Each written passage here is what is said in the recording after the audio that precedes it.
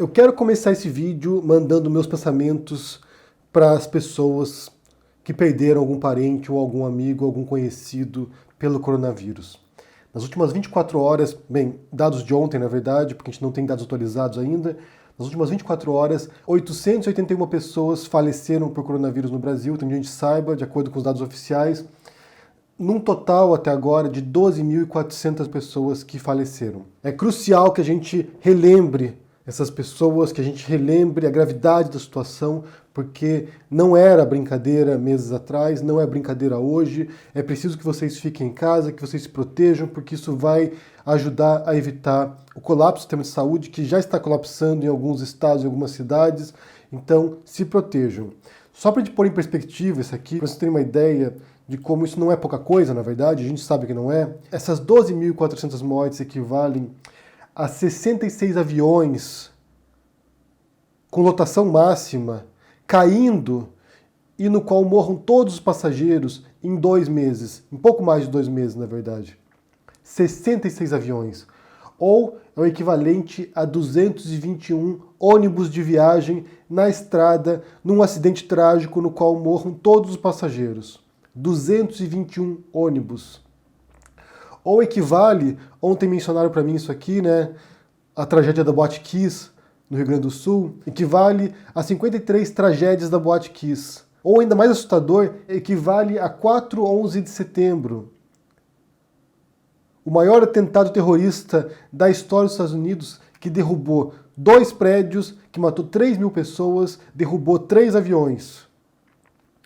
Então a gente não pode esquecer da dimensão disso, porque como é gradual o negócio, como é uma morte que se dá nos hospitais, ou com a pessoa sozinha em casa, ou em asilos, parece que não está acontecendo nada. Você está em casa aí isolado e você não vê isso acontecendo.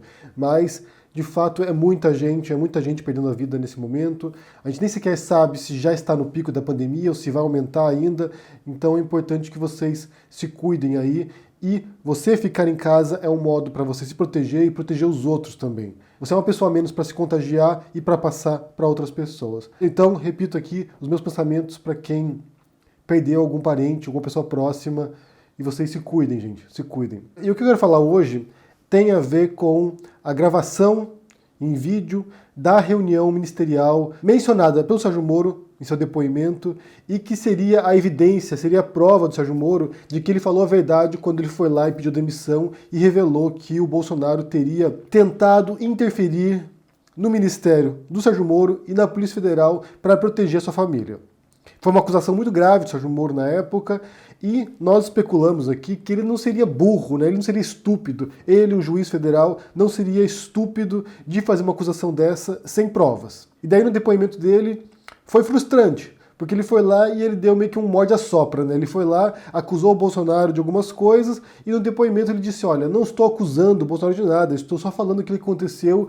Se ele cometeu algum crime ou não, quem vai avaliar isso, quem vai julgar isso é a justiça. Então ele foi lá e tirou o corpo fora e mencionou essa gravação em vídeo. Antes de falarmos sobre isso, eu quero dar um recado aqui, que até o dia 15 de maio, o meu livro de terror, de contos de terror, Fantasmas, Vampiros, Demônios e Histórias de Outros Monstros, está de graça na Amazon. Você pode ir lá, baixar para ler o livro, você pode ler tanto no Kindle, se você tiver lá o dispositivo do Kindle, você pode baixar um app para o celular ou baixar um programa para o computador para você poder ler. Então vá lá, confira, se você gosta do gênero, contos de terror, histórias de terror, vá lá e confira. Então vamos voltar para outra história de terror, que é o governo Bolsonaro. Então, o Sérgio Moro foi lá, deu depoimento e depois tirou o corpo fora. Ele disparou a flecha e saiu correndo como se não tivesse feito nada. O que acontece? Esse vídeo foi entregue pelo governo para o Supremo Tribunal Federal para que eles possam avaliar e ontem eles passaram esse vídeo para algumas pessoas. E logo em seguida começaram a surgir boatos sobre o conteúdo do vídeo. Aqui a gente tem que ter cautela, né? Porque assim, você tem por um lado pessoas dizendo, né, isso é na imprensa isso, né, pessoas confirmando que o vídeo de fato apresenta aquilo que o Sérgio Moro mencionou, e mais do que isso até, a gente já vai entrar nesse ponto, e por outro lado, logo em seguida, o Bolsonaro foi a público e disse que não tem nada de errado no vídeo, que ele não falou em Polícia Federal, que ele não falou em troca de polícia, que ele não falou em superintendência da polícia. Então, assim, ele disse que não tem nada de errado no vídeo. E ontem também, segundo 2 generais que compõem ministérios que estavam presentes durante essa conversa, que são o general Ramos e o general Heleno, eles foram lá e contestaram a versão do Bolsonaro. Disseram que foi mencionado sim a superintendência e a direção da Polícia Federal. Ou seja, a coisa complicou bastante para o Bolsonaro agora, nesse momento, porque com essa evidência corroborando, confirmando aquilo que o Sérgio Moro disse, isso vai levar a mais uma crise institucional, vai pôr mais uma vez o pescoço do Bolsonaro em risco. Ele está com um enorme alvo nas costas agora, e esse vídeo aí, caso venha a público a gente possa assistir e confirmar isso, vai aumentar o risco de queda do Bolsonaro. Claro que isso depende de vários fatores políticos, né? Na verdade, como a gente tem dito aqui, não é só de crimes que se faz o impeachment. É preciso ter uma vontade política para isso, é preciso ter os votos necessários na Câmara e no Senado para que o Bolsonaro seja removido do cargo. Iniciar um processo de impeachment agora, que o Bolsonaro comprou o apoio do Centrão, começar isso agora, e se for adiante e chegar no Congresso e os congressistas decidirem que é muito mais conveniente manter o Bolsonaro no poder do que retirá-lo, mesmo cometendo crimes, mesmo tendo cometido crimes de responsabilidade, depende da vontade dos parlamentares. Então, no final das contas, o cálculo que será feito é se vale manter ou não o Bolsonaro no poder e todo esse potencial destrutivo dele. Mas, como eu te disse, ele já se articulou nesse sentido de comprar esse apoio, ou seja, isso vai dar uma sobrevida para ele e isso pode prolongar o sofrimento até mais adiante. A não ser que haja algum tipo de acordo no subterrâneo, aí, algum tipo de pacto entre diferentes agentes políticos para remover o Bolsonaro ou para que ele renuncie e haja de comum acordo esse trabalho. Porém, nesse vídeo, nessa gravação, além daquilo que o Sérgio Moro já indicou, há outros elementos também, segundo as fontes da imprensa, né, que é importante ressaltar, há outros elementos que são igualmente graves, igualmente preocupantes, que têm a ver, por exemplo, com o Abraham Weintraub, ministro da Educação, chamando ministros de Supremo de filhos da puta e dizendo que eles deveriam ser presos. Ou a ministra da Damares, ministra dos Direitos Humanos, dizendo que deveriam prender prefeitos e governadores. Além de uma série de outros insultos, comportamentos altamente questionáveis vindo de ministros e do presidente. O Bolsonaro teria dito, segundo fontes, né, que é importante ressaltar isso porque a gente não tem ainda acesso a esse conteúdo, querem foder com minha família. Então você vê claramente, e aqui a gente já falou anteriormente sobre esse assunto também, como o Bolsonaro enxerga o governo como uma extensão da sua casa, da sua família, como se ele fosse o chefe de família.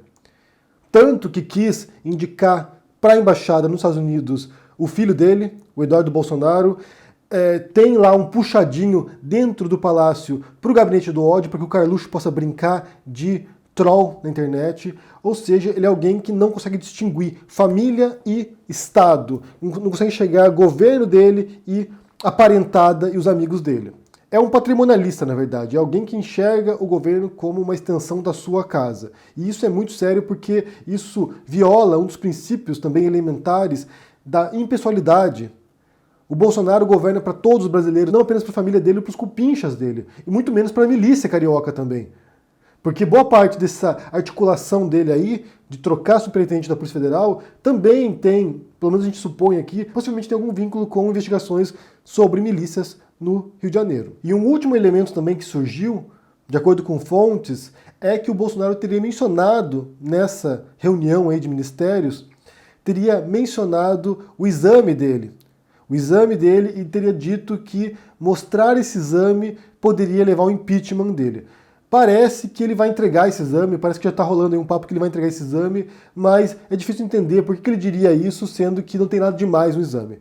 Então, são vários elementos aqui. A gente espera agora que esse vídeo seja liberado, ou em partes, ou na íntegra, para que a gente possa saber o que foi realmente dito lá e não apenas esses boatos de bastidores. E uma vez confirmada a versão do Moro, o Bolsonaro vai estar em maus lençóis mesmo, vai se complicar bastante, e aí vai ser uma questão de saber se ele vai perder esse apoio que ele acabou de comprar agora ou se ele vai conseguir se manter, se segurar no poder por mais um tempo. E falando nessa gravação, eu quero mencionar também o grande debate de ontem, porque foi o tópico debatido, porém eles fugiram disso e foi lamentável assistir o que aconteceu ontem.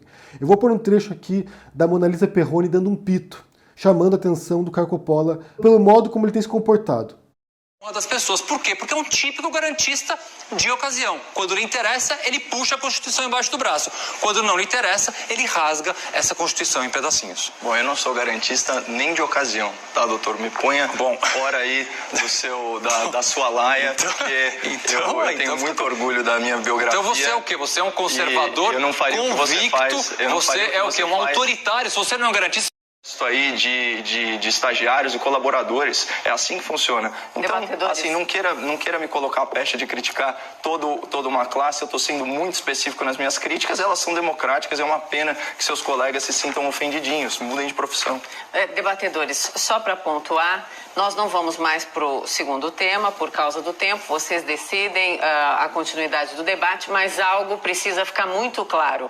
Essa frase, eu não sou da sua laia, não pode ser proferida. Estou falando isso então para você, Caio. Nós temos aqui um compromisso, nós três, de termos respeito um com o outro. Foi exatamente esse o texto que eu falei com vocês quando nós tivemos o primeiro debate. Então, para as funções de cada um, isso não interessa, o debate está colocado, que com respeito ele prossiga. Então, por favor, Augusto, sem o próximo tema e daqui a pouco os argumentos finais. Todos concordam?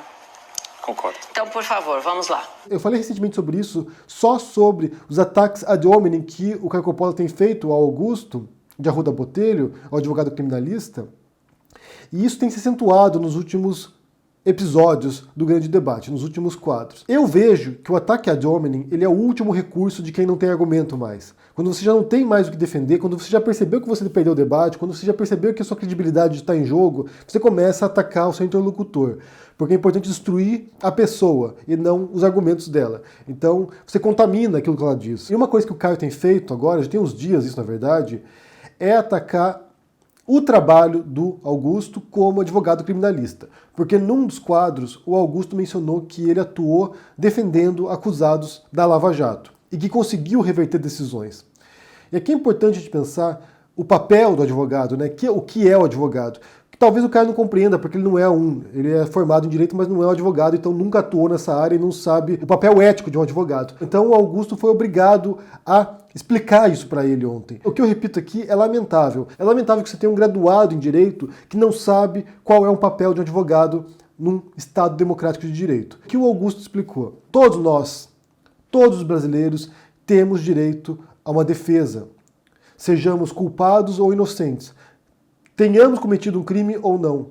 Isso é uma conquista civilizatória também. Em algum momento houve um pacto social de que até criminosos, de que até pessoas que cometeram crimes, mesmo bárbaros às vezes, também têm o direito de uma defesa, também têm direito a um julgamento justo, também têm direito a condições carcerárias depois, penitenciárias, que vão para um local que não seja abusivo, que não sofram tortura, que não sofram qualquer tipo de tratamento indigno, desumano. É uma conquista civilizatória isso. E a gente retorna aqui a um vídeo que eu fiz recentemente sobre o Vigiar e Punir do Foucault, que fala sobre vários aspectos, né? Fala sobre escola, fala sobre trabalho, fala sobre hospitais e também fala sobre a prisão. Como em algum momento na história recente da humanidade se decidiu que não é justo, não é correto, não é moralmente aceitável que você puna alguém muito além do que seria humanamente aceitável. E isso é uma conquista civilizatória. Isso é uma conquista racional, iluminista, de tratamento dos outros, mesmo de quem é criminoso. E daí o que o Caio Coppola faz é aquilo que se chama, na lógica, de falácia de culpa por associação.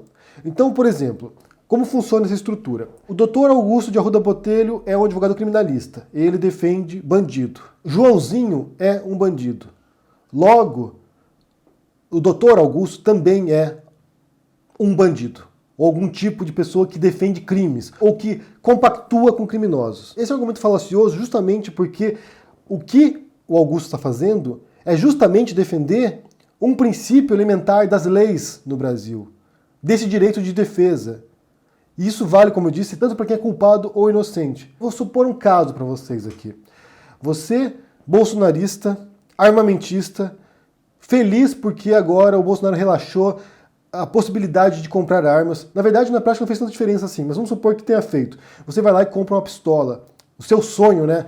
Você quer ter um revólver em casa, você quer ter uma arma em casa, você vai comprar uma pistola. Um dia você está lá manuseando a pistola e ela dispara e atinge o seu filho e mata o seu filho. Você não quis fazer isso, você não tinha a intenção de matar o seu filho, mas você cometeu um crime. Então alguém vai te defender no tribunal, você sendo culpado daquilo ou não. Nesse caso você é culpado, mas sem intenção. Então a pessoa vai te defender. Ela vai defender os seus direitos no tribunal. Ou vamos supor que um dia você está na rua e alguém tenta te atacar, tenta te matar e você se defende e mata a pessoa em legítima defesa. Você cometeu um crime, você matou alguém, mas você vai ter alguém para te defender, porque a sua defesa foi legítima. Ou para argumentar que sua defesa foi legítima. O modo como o Caio Coppola tem atacado a atuação do Augusto como advogado criminalista é desprezível, é condenável, ao ponto de a Mona Lisa Perrone ter que vir lá chamar a atenção dele. Da sua laia, né? Essa sua turma de advogados que defendem bandidos. Isso é lamentável. E é mais lamentável ainda, como eu disse, vindo de alguém que é formado em direito, que deveria ter aprendido no banco de universidade qual é a tarefa de advogados de defesa, de advogados criminalistas, de pessoas que atuam nesse ramo. Se isso surge da boca de um leigo, se surge da boca de um Tomé Abdutti, por exemplo, você só pensa, coitado, é um ignorante. Coitado, esse não sabe o que fala. Mas quando vem da boca de alguém formado, de um bacharel em direito, isso é ainda mais sujo, isso é ainda mais repugnante, porque é alguém que, em tese, saberia qual é o papel disso, qual é a função das leis e para que elas servem. E isso também tem a ver, em grande parte, com a condenação que você vê de certos bolsonaristas. Não me refiro agora especificamente ao Caio Coppola, porque eu nunca vi ele falando isso, mas deve ter dito em algum momento, talvez, a condenação que eles fazem aos direitos humanos, como se direitos humanos fosse defesa de bandido, de criminoso, de, sei lá, de quem viola a lei, quando na verdade os direitos humanos é uma defesa de todos nós, todos os seres humanos. São direitos que foram considerados em algum momento inalienáveis. Direito à vida, direito à liberdade, direito à livre expressão. E não é para defender apenas bandido, é para evitar que você seja torturado, que você seja condenado injustamente. Ou seja, são vários elementos, como eu disse, racionais, iluministas, de pensadores, de juristas, de grandes figuras da história da humanidade, que ao ver atrocidades, que assistiram à barbárie, foram lá e decidiram, olha só, a gente quer uma sociedade melhor, menos injusta, menos brutal. Embora o tema do grande debate de ontem não tenha sido esse, tenha sido o vídeo, a gravação da reunião ministerial, acabou caindo para esse lado e o Augusto teve que ir lá defender a categoria dele, o que é lamentável. Assim, é o mais baixo que eu já vi o Caio Coppola chegando nesse tipo de debate. Sinceramente, para mim é difícil imaginar que ele possa descer mais, mas tudo é possível também. Eu quero saber o que vocês pensam aqui sobre esse vídeo, essa gravação agora, que está gerando bastante polêmica. Se deve vir a público ou não, eu imagino que deva vir a público, porque tem interesse público de fato. Se isso pode levar à queda do Bolsonaro, porque a gente não sabe mais nada agora, na verdade. A gente está num momento agora que a gente não sabe mais se ele cai, se não cai, se cometer crime basta agora. Eu acho que não basta mais, mas o que vocês pensam sobre isso? E se vocês viram o grande debate de ontem e essa repreensão que fez a Mona Lisa Perrone em relação a esses ataques ad hominem, a esses ataques pessoais do Caio Coppola contra o Augusto, e como isso demonstra, para mim pelo menos, como o Caio já se perdeu. Ele se perdeu, ele já não consegue mais defender suas ideias, já não consegue defender mais o Bolsonaro, e é preciso agora atacar diretamente o interlocutor, o debatedor. E isso é muito sujo, isso é muito baixo, é baixo mesmo. O que vocês pensam disso? Deixe seu comentário aqui embaixo, deixe seu joinha, assine o canal, ajude no Apoia-se, e a gente se vê por aí. Abraço e até mais. Tchau!